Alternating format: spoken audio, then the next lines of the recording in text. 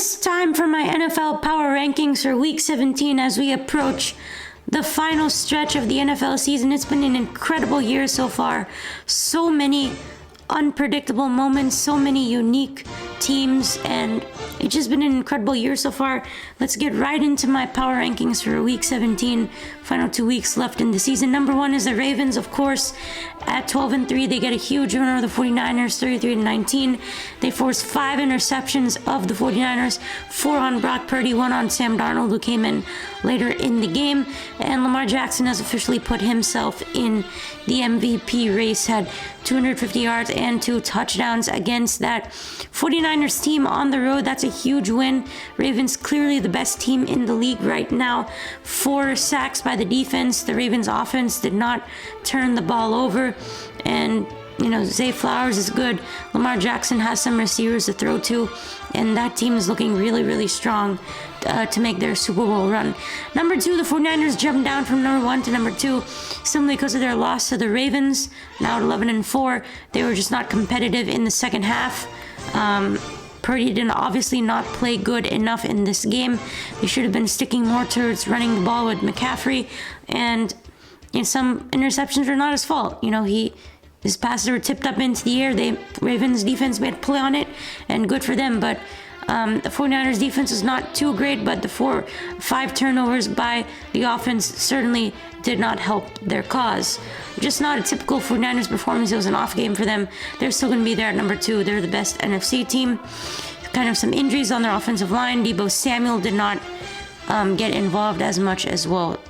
And number 3, it is the Miami Dolphins, who at 11-4 have continued their winning ways. They get a win over the Cowboys, who have a winning record. So, they get to move that out of their way. They get to beat a team with a winning record, 22-20. Jason Sanders hit 5 field goals, including 3 over 50 yards. Their offense was just not unable to get it done in the end zone too often, but their kicker was very, very good. Tua and the offense didn't have anything too amazing, but they got it done. Tyreek Hill continues to get healthier for them. They were an efficient team against the Cowboys. Their defense played pretty good, and they were able to run the ball when they needed to beat the Dallas Cowboys.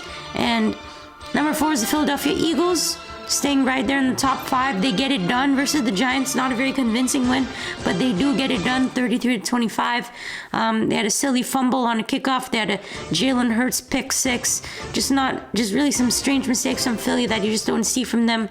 Tyrod Taylor was in the Giants. They made it close. Not great defense by the Eagles. They gave out a 70-yard touchdown to Darius Slayton, and the Eagles were able to run the ball with DeAndre Swift to end the game, which is good for them. Not their best performance, but they are back at the top in the NFC West. And speaking of the NFC West, the NFC East, speaking of the NFC East, the Cowboys at number 5 dropped down a bit. Now 10-5. Same old team, man. Same Dallas, same Cowboys team. They just don't get it done whenever you think they should get it done. This was a big game for the Cowboys against the Dolphins, where they should have been able to get it done, get a big win for them, keep themselves at the top in the division, makes it an easier path for them, and they just screwed it up. Early fumble at the goal line. They drove all the way down the field and they just fumbled it, typical Cowboys fashion. Dak Prescott was good in this game. Game plan obviously was not good enough, did not target CeeDee Lamb enough in this game. You had injured offensive line, 4 sacks, the same problems all the time. Penalties become an issue. The left tackle always is an issue when Tyron Smith gets out. Not enough big plays by the Cowboys offense. They got the lead late, a great job by Dak Prescott. The defense couldn't hold it at the end. So it's the same kind of stuff that you see from Dallas pretty much every year.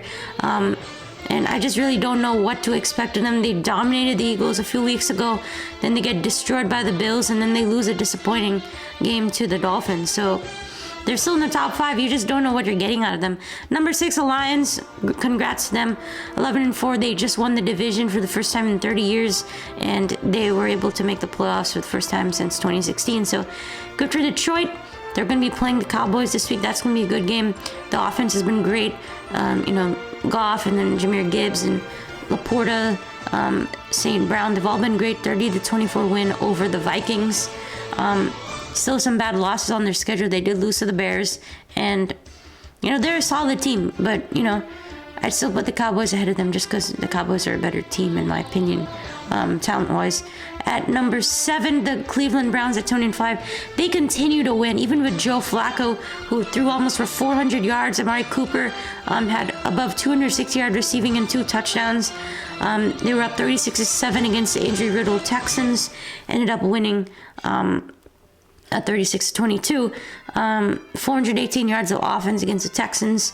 Flacco is playing incredible. Their defense is number 1 defense. So Browns are very, very good. Kevin Stefanski, I think I'd give him Coach of the Year at this point. Bills at number 8. They continue to keep winning. They beat the Chargers in a close game, much closer than we thought, 24-22. They have the game-winning field goal. Josh Allen, 3 total touchdowns. They're staying in the playoff race. Buccaneers at 9, 8-7. They keep hanging around. They're probably going to win the NFC South. 30-12 dominant win over the Jags. Baker Mayfield is looking really good at this point. 2 touchdowns from Mike Evans. Amazing offense. They have won 4 games in a row, so the Bucs are heating up. At number 10, the LA Rams. They have been looking good. They won 4 out of their last 5 games. They had a close loss to the Ravens in overtime, which is fine.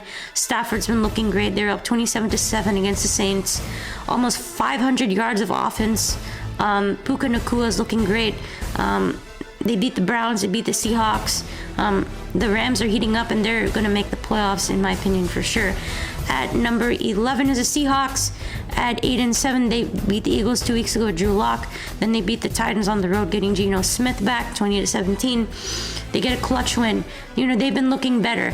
They've just been looking better than the Chiefs. A lot of these teams just have been looking better. They've been winning more games than Kansas City Chiefs, which is why the Chiefs are at number 12, the lowest I think I've ever put them in 6 years, because this was the worst performance I've seen from them in 6 years with Patrick Mahomes as their quarterback. Just a terrible, terrible performance. They lost 20-14 at home on Christmas Day. Nothing, absolutely nothing was going right for the Kansas City Chiefs. Aiden O'Connell, the Raiders quarterback, went 9 for 21 for 68 yards, and the Chiefs still lost to them. Mahomes was the leading rusher for this team. Mahomes threw a pick 6.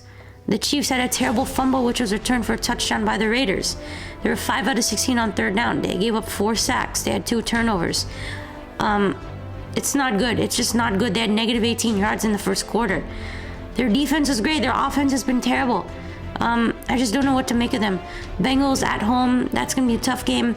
Then you play the Chargers, that's going to be easy. They'll probably get the division, probably get the 3 seed, but they'd probably play the Bills. They could lose that game in the first round.